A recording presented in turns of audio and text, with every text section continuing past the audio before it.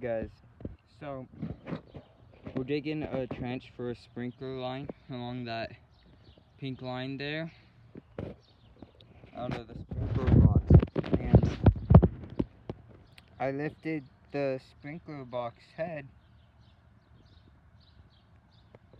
and the lid to it, and there were these two little tiger salamanders.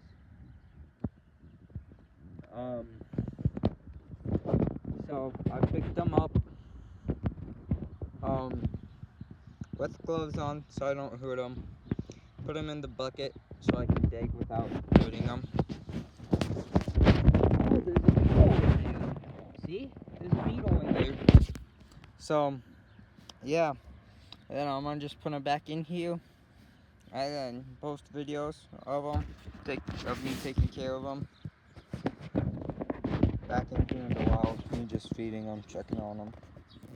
So, yeah, I'll put them back in when we're done digging the trench.